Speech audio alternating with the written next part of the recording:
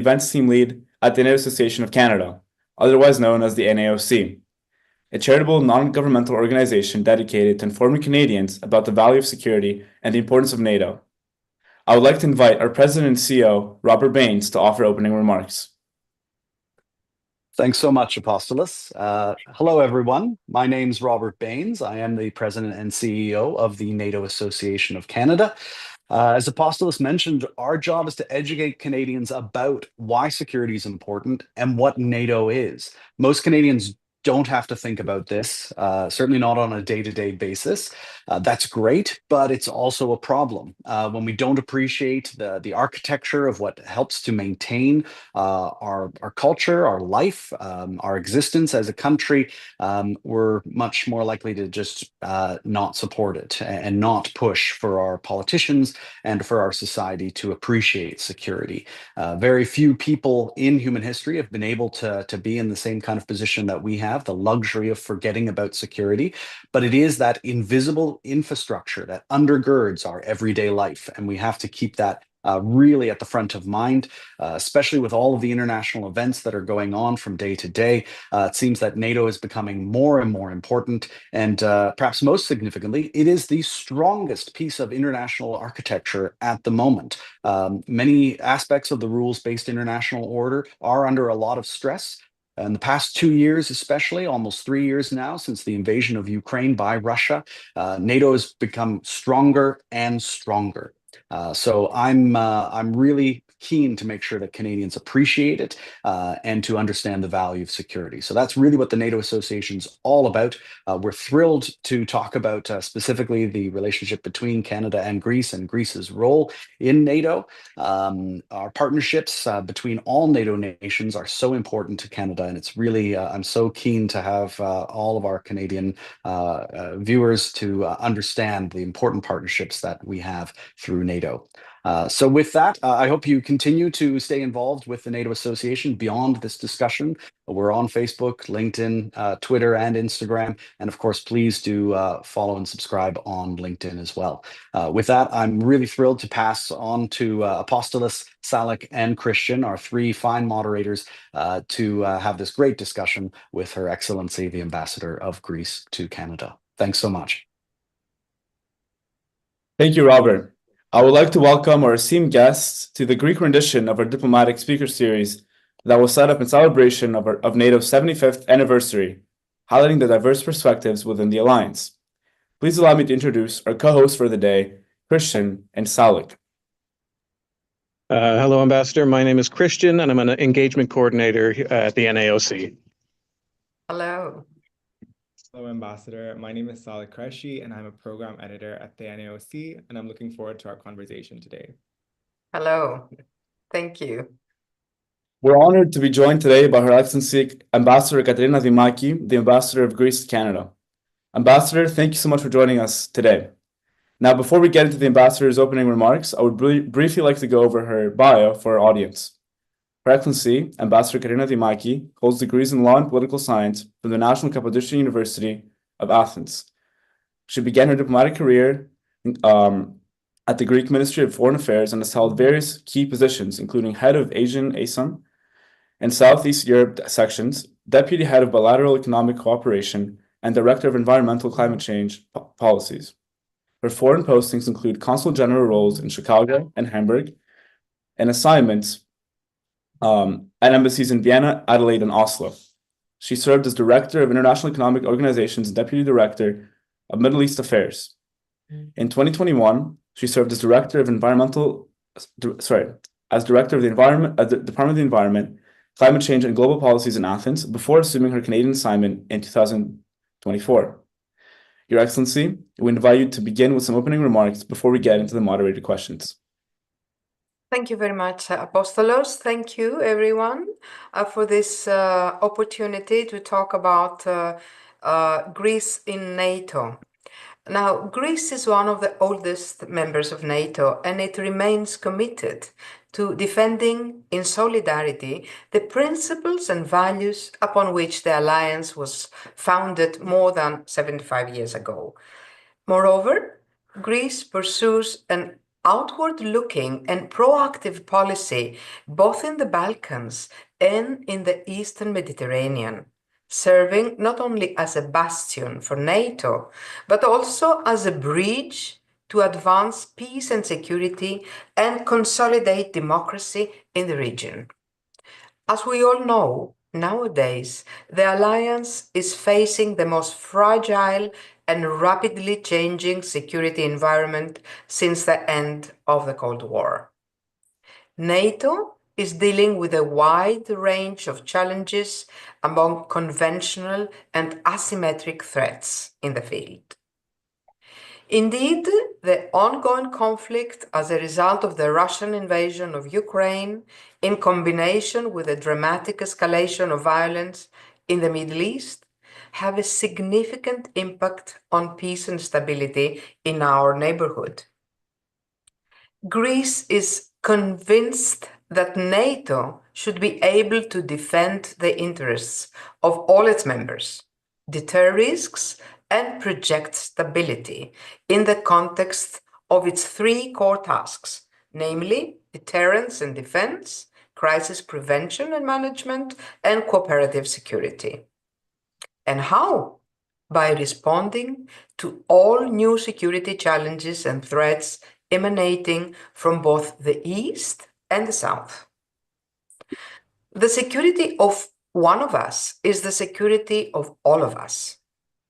This fundamental principle forges a solid framework for cooperation in preserving peace and security across the North Atlantic and Europe. NATO provides the solid framework for all its members to tackle difficult policy issues by ironing out disagreements and serving the common purpose of collective defense.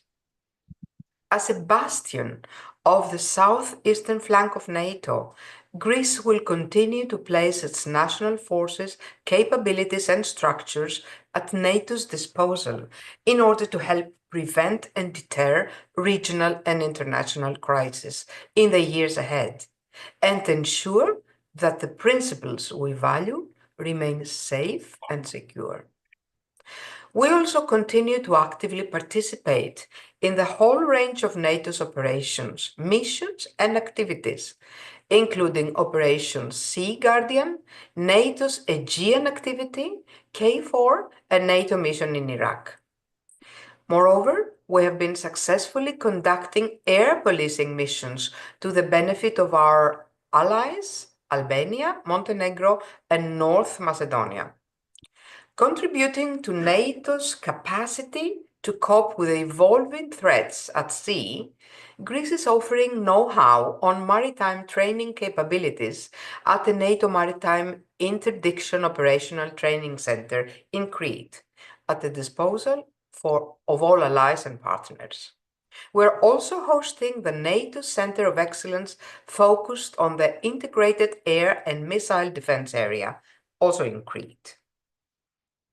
We are determined to continue working with our allies to ensure NATO's overall readiness and responsiveness and enhance its deterrence and defense capabilities. We have made all efforts to support NATO's adaptation process concerning the strengthening of its defense posture so as to be able to confront security challenges emanating from all strategic directions. Now, defending transatlantic security requires us to forge credible partnerships by projecting stability in the wider Euro-Atlantic area. Greece contributes to this goal proactively by pursuing good neighborly relations and partnerships in the West Balkans and East Mediterranean. Synergies with partners in the South are obviously to the benefit of the alliance as well.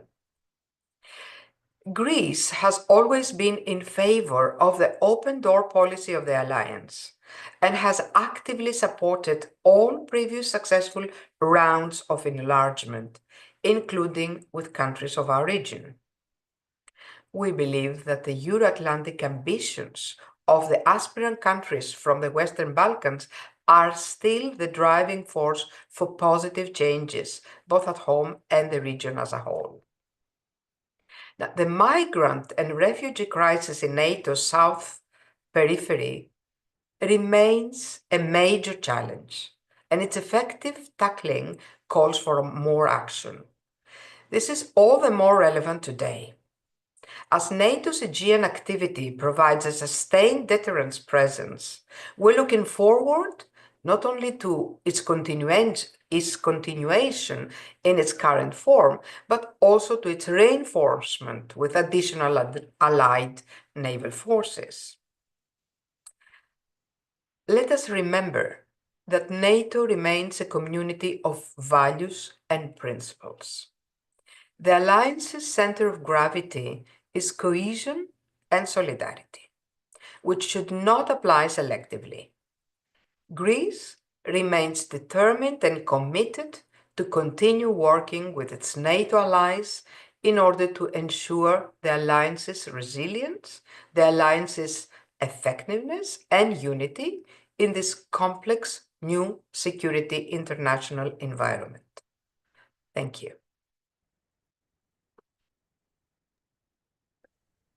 Your Excellency, thank you for your opening remarks. Audience members, please do not forget to leave any of your personal questions in the YouTube live chat for our upcoming Q&A segment at the very end in the last 15 minutes. We will now proceed with our moderated questions and a discussion prepared by the NAOC team. I'll begin. So on April 4th, 2024, which was around 5 months ago now, we marked 75 years of NATO ensuring the collective defense of its member countries. Among its European members, Greece joined the alliance in 1952, strengthening its commitment to transatlantic security. NATO has been a strategic security alliance defending shared values, particularly peace, in modern geopolitics. Since 1952, how has Greece's role in international security evolved within NATO's framework? Yes. Well, since joining NATO in 1952, Greece's role in international security has evolved significantly, and it adapted to geopolitical shifts, regional challenges, and NATO's strategic priorities, of course. I would elaborate a little bit on that. In the early years and Cold War period between 1952 and 1991, Greece's accession to NATO was crucial in strengthening the alliance's southeastern flank against Soviet influence. During the Cold War, Greece played a key role in regional stability, hosting NATO bases and supporting alliance operations in the Mediterranean and the Balkans. Now, in the post-war and regional security period from 1991 to the 2000s, with the dissolution of the Soviet Union, the focus was mainly toward regional stability and particularly in the Balkans. Greece played a leading role in NATO-led peacekeeping operations, such as in Bosnia, I4 and S4, and Kosovo, K4, helping to manage post-conflict stability in the region. Greece also contributed to NATO's Partnership for Peace initiative, fostering cooperations with Eastern European and Balkan nations.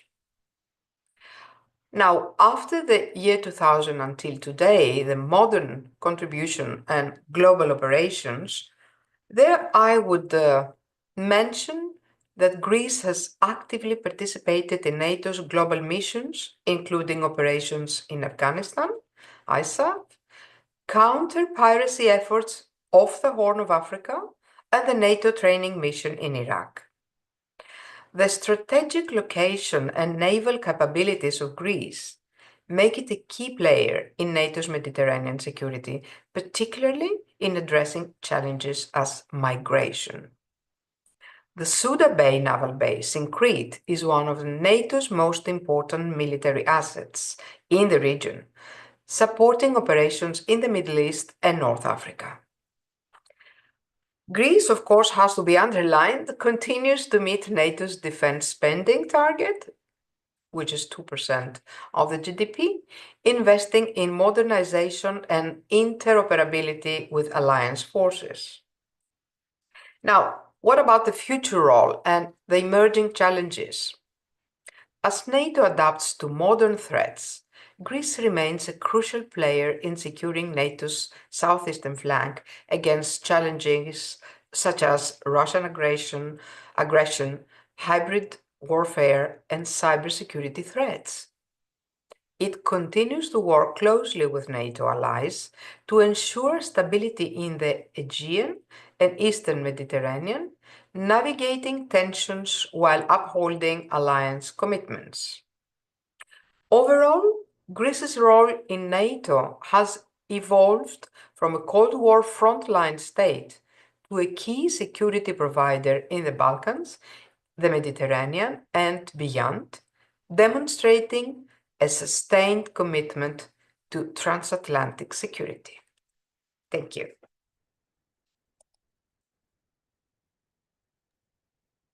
Well, thank you very much, Your Excellency. That was fantastic.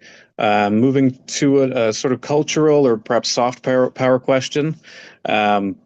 Greece, as the birthplace of democracy and philosophy in Europe, stands at the cornerstone of European identity.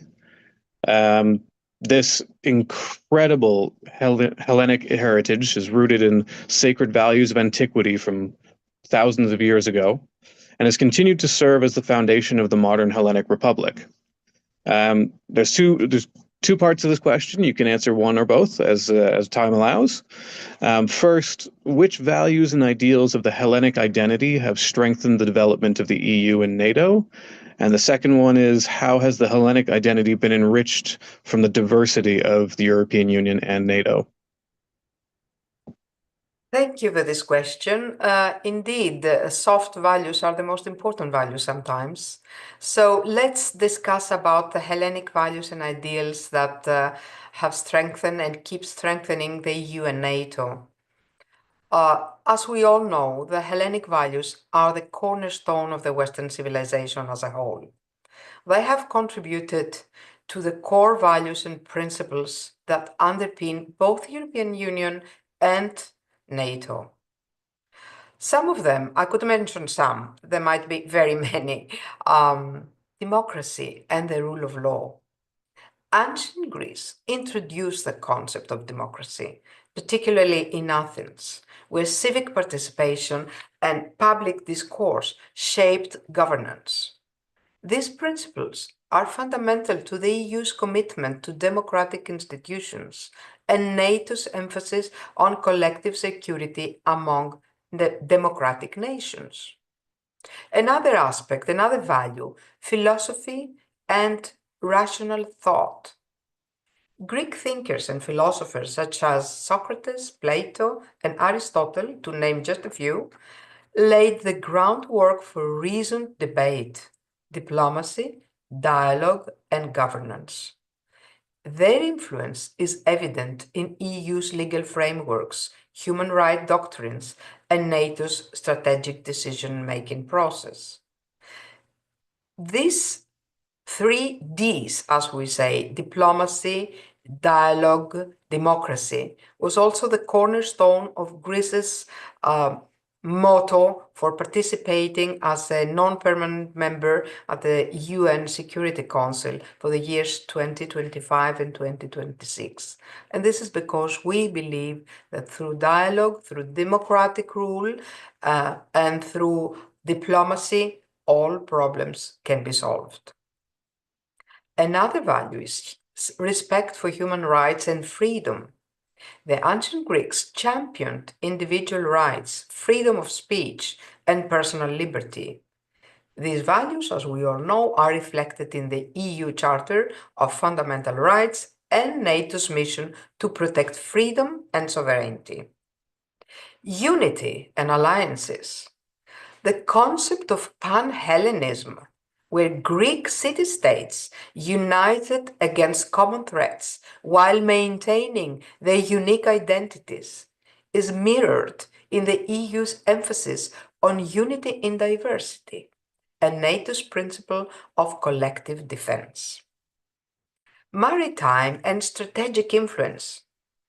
Greece's historical naval skills prowess and geographic position as a bridge between Europe, Asia, and Africa contribute to its role in the EU Mediterranean policies and NATO southeastern flank, ensuring stability and security in the region.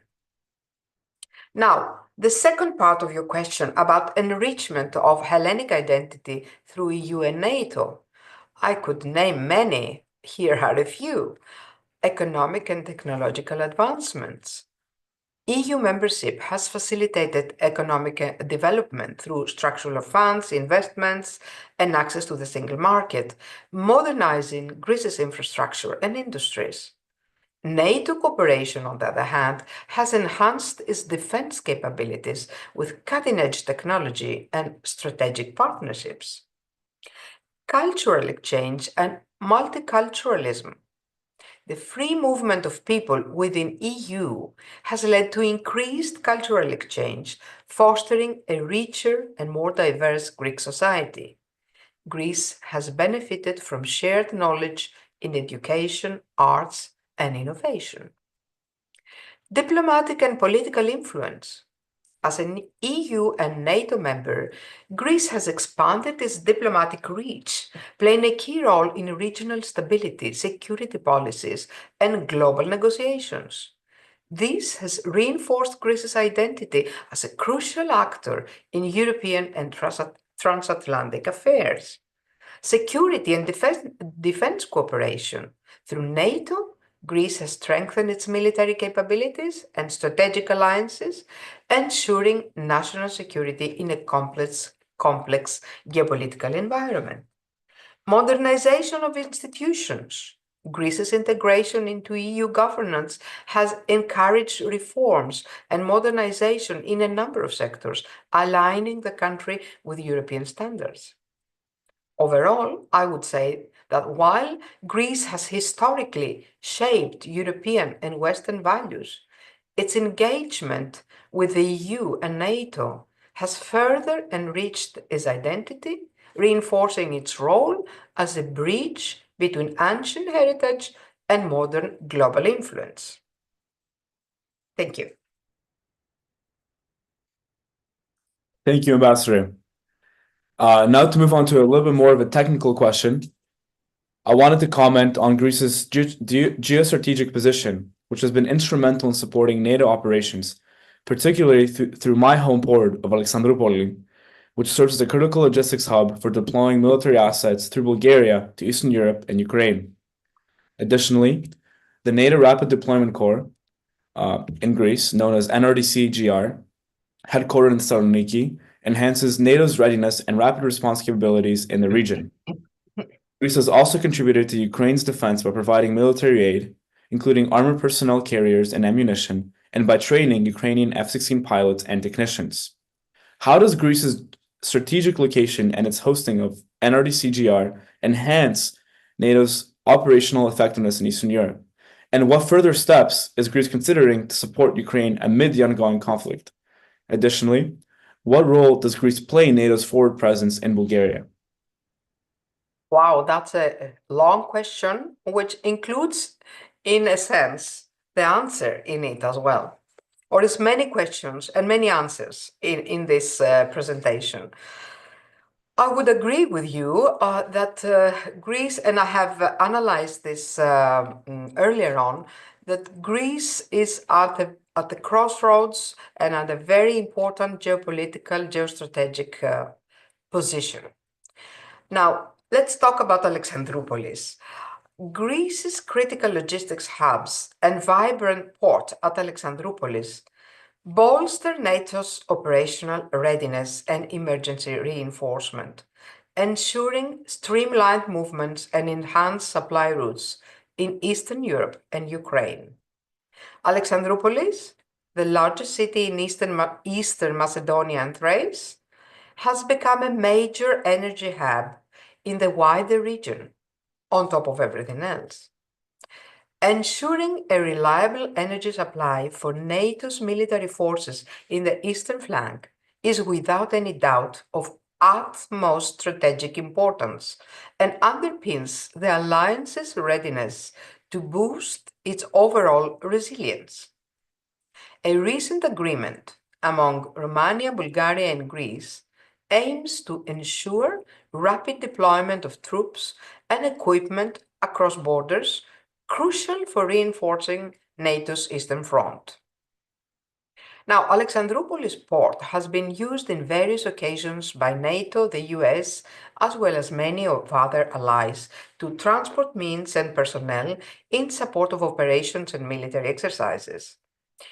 And this past year, it has proved to be a crucial entry point for the shipment and transport of aid and military material to Ukraine.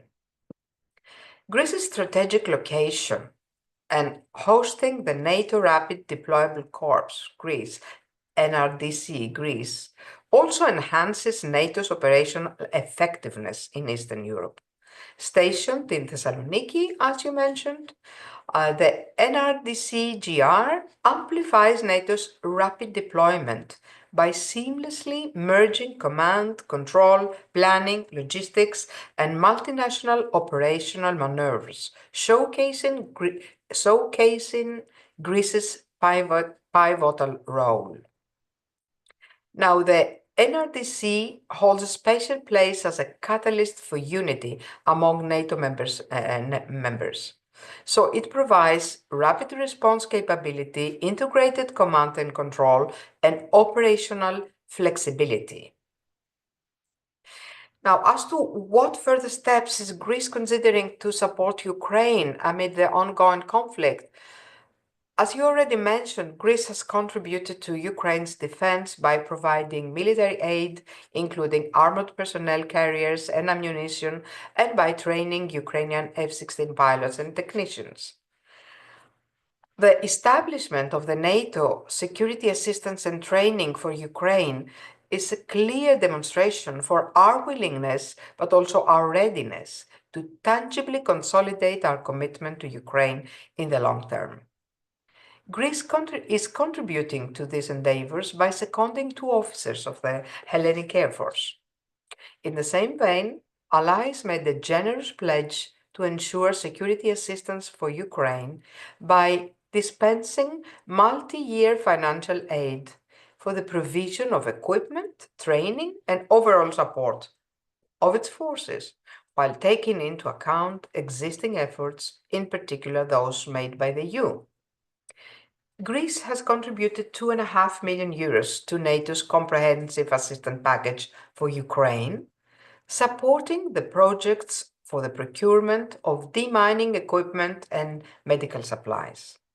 Moreover, we have responded positively to all requests, and we have earmarked the necessary means and personnel in the Alliance's service, while also, as I already explained, we facilitate the movement of US and NATO troops to their deployment destination in Eastern Europe through the port of Alexandroupolis. Now, regarding Bulgaria and Greece's presence in the new NATO battle group, Greece is actively involved in the new multinational NATO battle group, which I think is in Novo Selo in Bulgaria, contributing 1 anti-tank platoon and offering logistical support and planning. I hope this in a nutshell, answers this very long and complicated question. Thank you. Thank you so much for that insightful response, Your Excellency. Moving on to discuss NATO's military spending, which you briefly touched on earlier.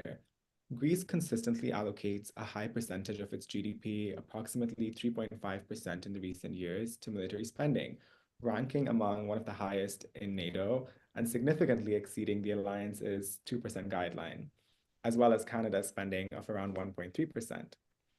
The question is, what key factors drive Greece's elevated defense expenditure, and how effectively does this align with its strategic needs and regional security priorities, particularly in the context of neighboring tensions and broader Mediterranean geopolitics?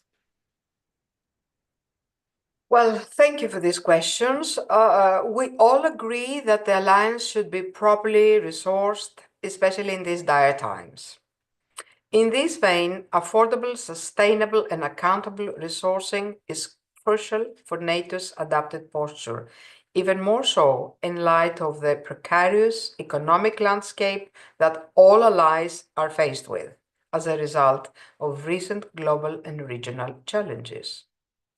Now, Greece, consistent with its obligation under Article 3 of the Washington Treaty, and of course by the Wales Defence Investment Pledge, will continue to contribute to the strengthening of NATO's posture by keeping its defence expenditure way above the 2% threshold, by over-exceeding the 20% target on investment for major military equipment, and by continuing its active participation to NATO's operations, missions, and activities. However, spending efficiently is as important as spending more. We understand that a completely new approach is required, and this is hidden behind the budget numbers. The main direction is to enter the country into the century of innovation. Thank you.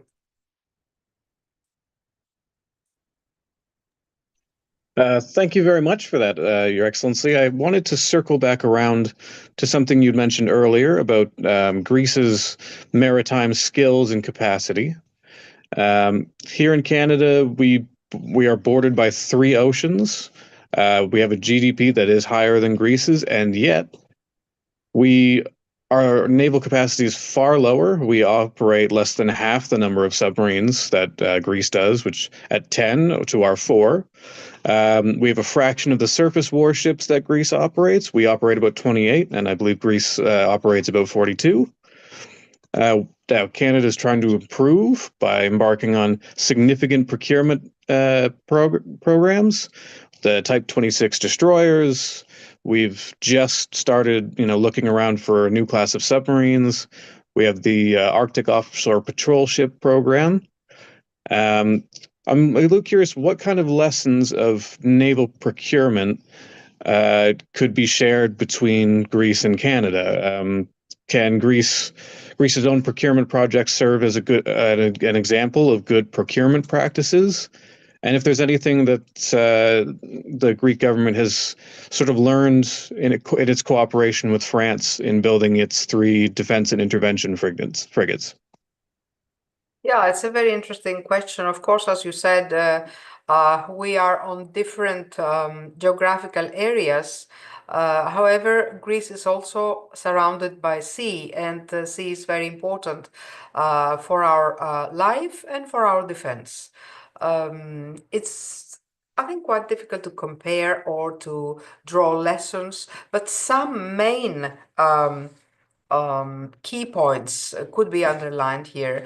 From Greece's procurement practices, for instance, integrated industrial participation and technology transfer.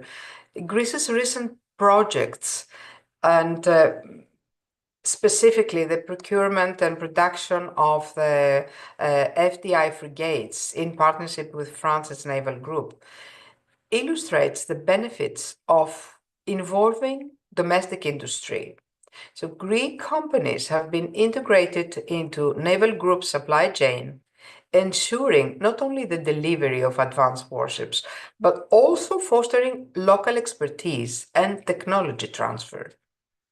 A lesson for Canada could be that Canada could adopt similar models by leveraging international partnerships that include a strong domestic industrial component as well. Perhaps learning also from international best practices. Greece's experience has shown that negotiating long-term technology-rich partnerships can yield advanced multi-role platforms that are tailored to national strategic needs. Canada perhaps can incorporate best practices as well in project management, risk sharing, and industry collaboration, just as Greece does, to optimize its own procurement strategy. In short, Greece and Canada's procurement projects are still in their early, Canada's procurement project is at their early stages. We just heard early this year the new policy about procurement by the defense minister, but it could draw some successful elements from Greece's recent defense acquisitions and industrial partnerships, and that example might be able to provide a roadmap for achieving its naval forces in the coming years. Now, about the lessons learned by the Hellenic Navy and its partnership with France, yes, as I just mentioned, the integrated industrial participation and technology transfer is very, very important because it illustrates the benefits for involving domestic industry. So in this way, we foster also local expertise and technology transfer. It's very important that we don't only receive a piece of naval, a boat or a submarine or another armed vehicle, but we also are able to maintain it and to build it ourselves in the end. Now, the economic and strategic benefits, they are obvious. The partnership has not only resulted in the delivery of state-of-the-art warships, but has also strengthened the Greek defense industry. The transfer of technology and skills have helped Greece achieve greater self-resilience in defense production. And this is, I think, the key point here. Thank you. Thank you, Ambassador. I wanted to pivot a little bit and talk a little bit about the Eastern Mediterranean, off the point about the Navy here. So we know that offshore natural gas deposits have been discovered in the Eastern Mediterranean. And additionally, there have been ongoing conversations about the East Med pipeline that would cross directly through the Aegean Sea towards Italy. How does Greece approach the challenges surrounding the delineation and protection of exclusive economic zones, also known as EEZs, in the East Mediterranean, and particularly in light of tensions with neighboring countries? And what role can NATO play in supporting stability and adherence to international law within these disputes?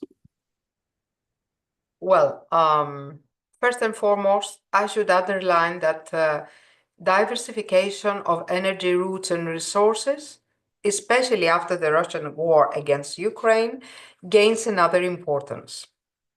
EastMed is one of these projects, as well as other projects aiming at interconnecting East and West and North and South. Now, having said that, obviously, for these projects to materialize, it is necessary to have conditions of peace and cooperation at the relevant areas. Greece's strategy for delineating and protecting its exclusive economic zone in the Eastern Mediterranean, like for any other aspect of international relations, is firmly anchored in international law. This approach underlines a rules-based order and ensures that any disputes, whether over the demarcation of the continental shelf or the extent of the exclusive economic zone, are settled by reference to established international law and not by other criteria. We have repeatedly stated our readiness to settle any such disagreement through bodies such as the International Court of Justice, if necessary. Greece in the area, of course, has already had 2 bilateral agreements with countries such as Egypt and Italy. In the east part, we still have to delineate our zones with Turkey. We hope that this will be done as I described above. Now, what role can NATO play in supporting stability and adherence to international law in these disputes? NATO's operational capabilities and commitment to a rules-based order help maintain stability by offering a platform for deconfliction, and multilateral dialogue among allies. Together, these measures work to ensure that the Eastern Mediterranean remains a region governed by law and mutual respect, rather than by unilateral force or escalation. Thank you. Thank you so much for that wonderful response, Your Excellency. Going back to talking about the Russia-Ukraine war, which you briefly mentioned, and Greece's involvement and its support for Ukraine, how have tactical trends in the illegal Russian invasion of Ukraine affected procurement funding for the Greek armed forces? Like, for example, has the acquisition of drones of multiple types moved up the priority list? Well, yes, of course, the Russian invasion of Ukraine has served as a wake-up call for many NATO country members, including Greece, by showcasing how unmanned systems, especially drones, can decisively shape modern battlefields. NATO members have been reassessing their military focus, especially on drones. The war has highlighted their importance both for reconnaissance and offensive operations.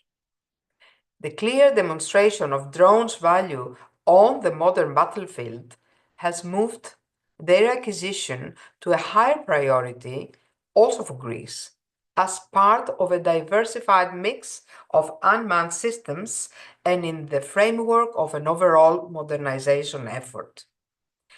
This shift not only aims to enhance operational flexibility and precision, but also aligns Greece's defense capabilities with evolving regional and global security challenges.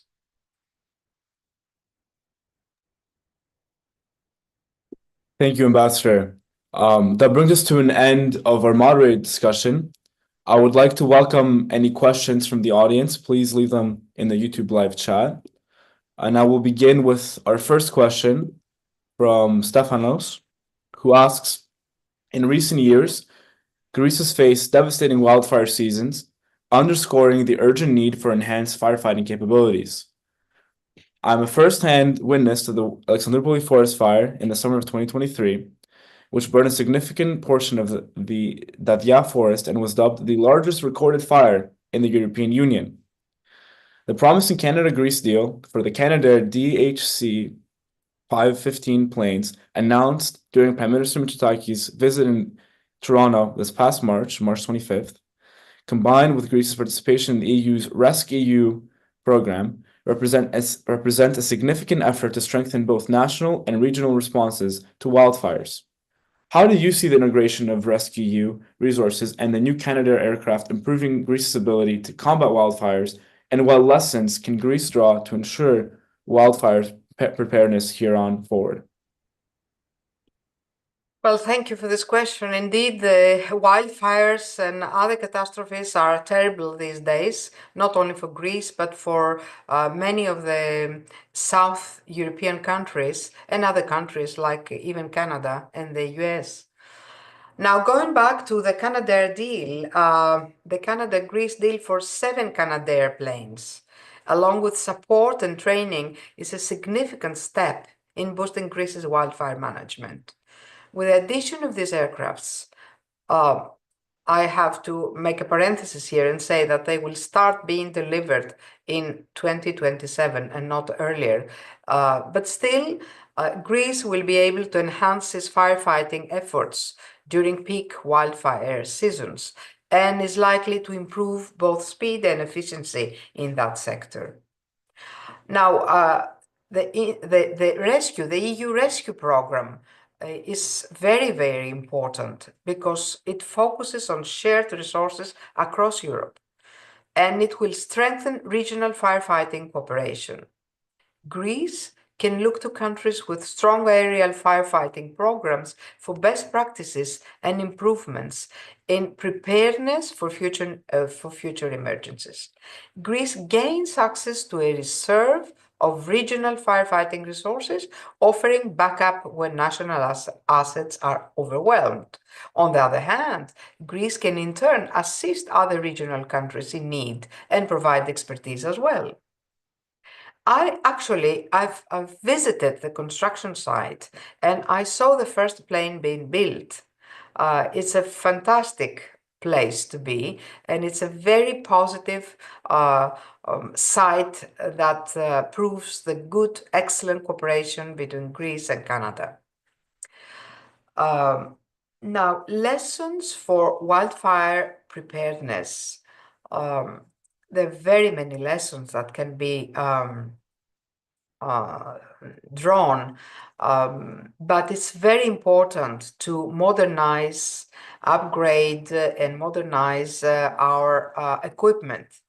That modernization can dramatically improve response and operational effectiveness.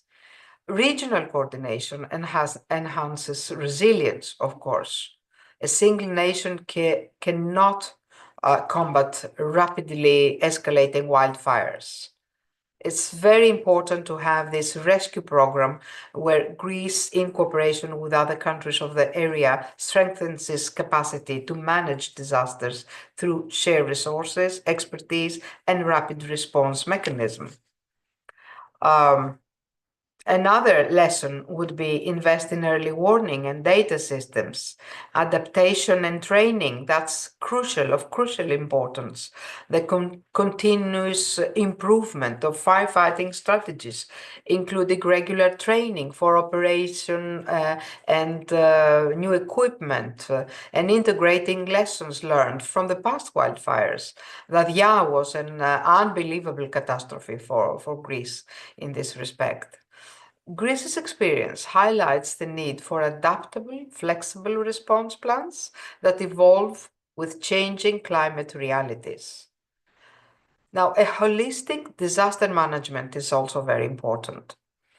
Beyond immediate firefighting, long-term mitigation measures, such as sustainable forest management and crucial for building resilience against recurring disasters, are very, very important.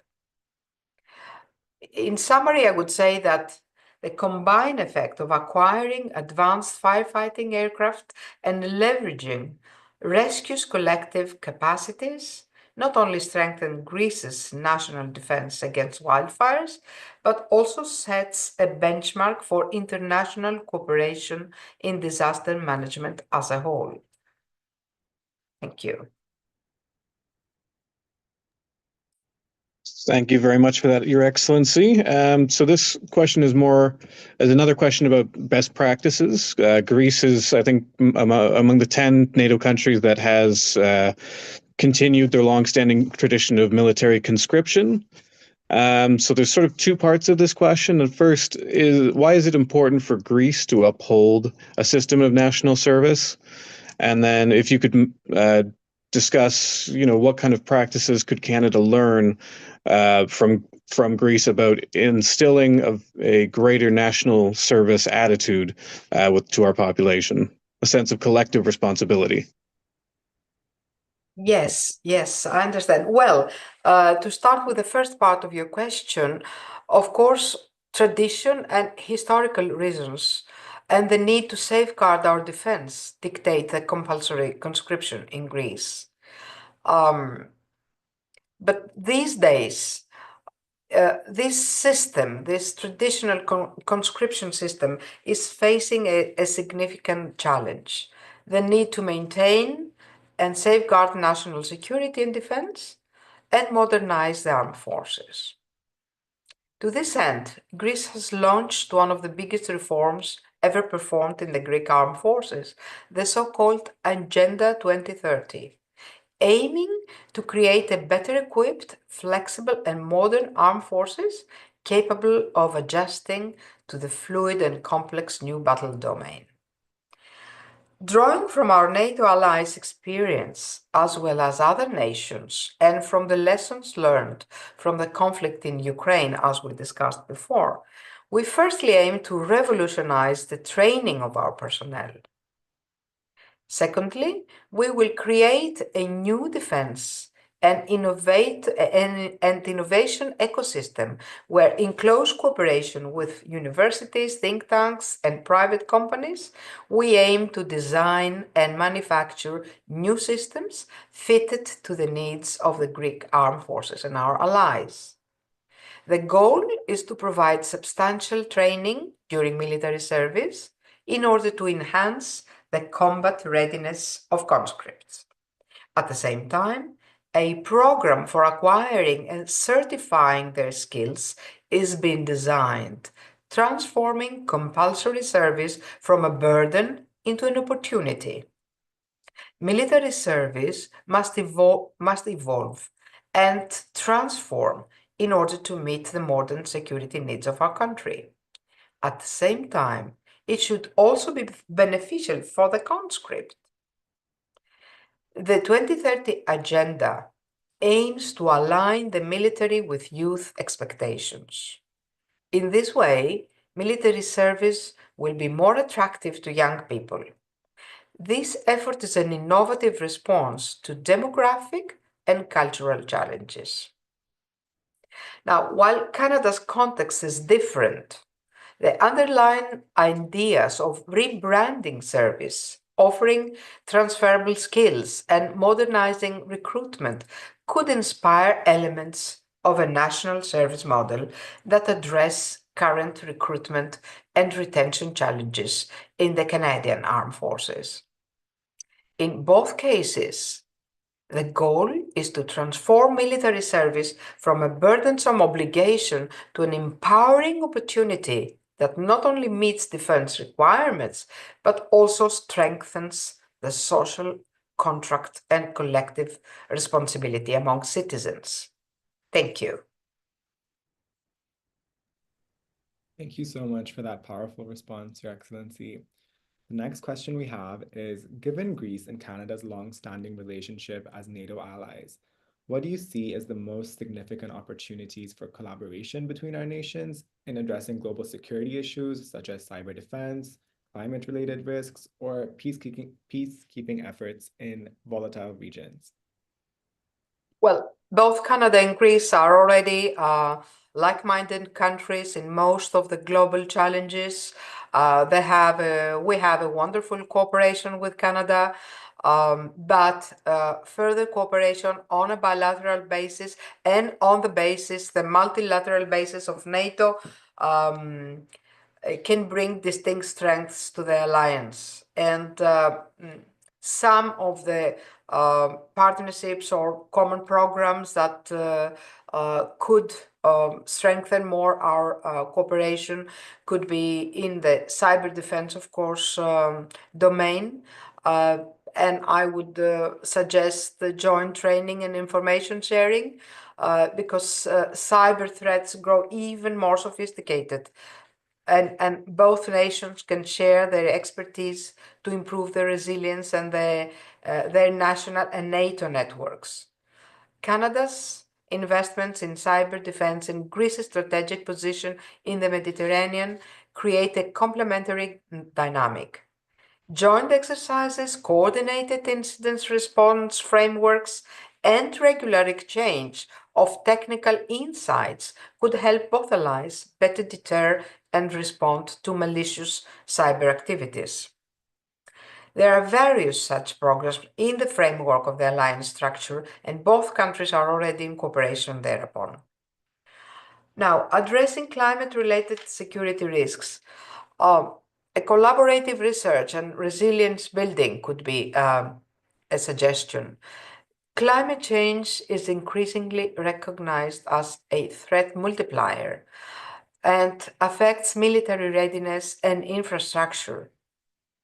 Canada is advancing initiatives such as the NATO Climate Change and Security Center of Excellence, while Greece is at the forefront of addressing regional climate impacts in the Mediterranean.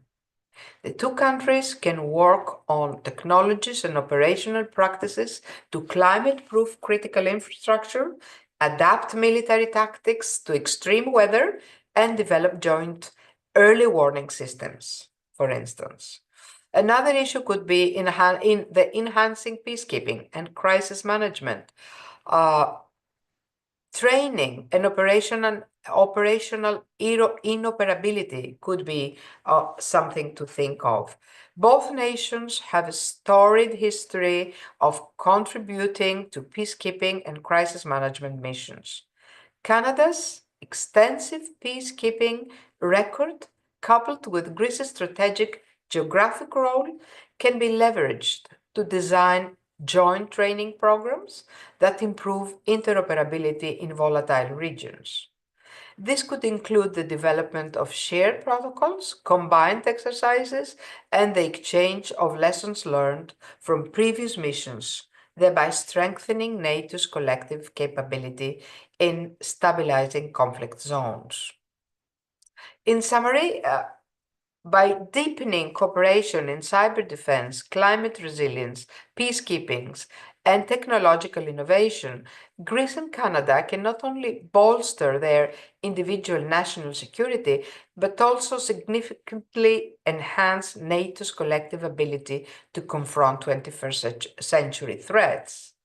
This strategic partnership, built on shared democratic values and a common commitment to collective defense, offers a robust platform for addressing the increasingly interconnected challenges of global security. Thank you. Thank you, Ambassador. If I may ask one final, very, very short, brief question. We do this traditionally at every one of our interviews, and it is looking ahead now to 2025. What is one most pressing, confronting issue for NATO from the perspective of Greece, and how could the alliance strategically adapt to address this threat? Please just give a very brief response, just under 1 minute if possible. It's very difficult to locate what is the most important threat. NATO has a list of threats and challenges, and each and every one of them have a very, very important value. I mentioned a lot earlier about what happens in our region. The region of Southeast Europe, Mediterranean, is very, very important to the stability of the region and the world. For us, it's important to be together, to work together, and to try collectively and in solidarity to face all the challenges that occur. A big challenge of these days, of course, is migration that turns to change the way countries face this matter and turn to change the politics in Europe and in other places of the world. We could discuss until tomorrow about what is the most important challenge of NATO, but I would think stability, security, peace, and tackling the challenges that we just mentioned, like cybersecurity is very important, climate change challenges, and how they influence security and stability is very important. I would say that these are the very important and future challenges. Beautifully said. It looks like that's all we have time for. Your Excellency, we would like to convey our sincerest thanks to you for your time and your thoughtful responses. Σας ευχαριστούμε θερμά. Thank you also to our panelists and to our guests for joining us virtually. And I would like to now invite our President and CEO, Robert Baines, to offer some closing remarks. Thanks so much, Apostolos. Wow, Ambassador, what a tremendous presentation. You've knocked those questions out of the park. Just so wonderful to hear, and especially your answer just now. It reminds me that NATO is really, its huge strength, of course, is through unity, but also the resilience of an alliance of friends, like we have, obviously, Canada and Greece as such good allies. We share so much information. We test things out. Remember, with with NATO, with 32 members, we're all tinkering in different ways about how policy can best make a difference, what best security posture, what best procurement, all of these different aspects, which are not simple, can be put forward through the unity of NATO and the discussion, the creation of consensus. It does give me so much joy hearing somebody like yourself, Excellency, articulate it so well. I can't wait till our next event, and all of those on board, I'm sure you'll join me in thanking Christian, Salic, and Apostolos for taking Her Excellency through such a great conversation. I do always have to confirm that we are a community. Upon our backs, it's collectively that we have to confirm the value of security to our fellow citizens. We're talking about national service. It starts at home when you're talking to your friends, to your family, to those that you meet at work, talking about security and making sure that everybody has that small realization, that raising of consciousness that security doesn't happen by accident. It requires effort, work, and friendship. And Ambassador, you've given us such a great showing of that today. Thank you so much. And to those who are listening, I hope you'll join us in the future for further conversations, both in person and online. Thanks so much. Thank you very much. Thank you for this opportunity, and thanks for the very interesting conversation. Indeed, I share your points, and it has been a great discussion with you. Thank you. Okay. Thanks so much. Okay, the live is done. Great work all around, guys. Wonderful.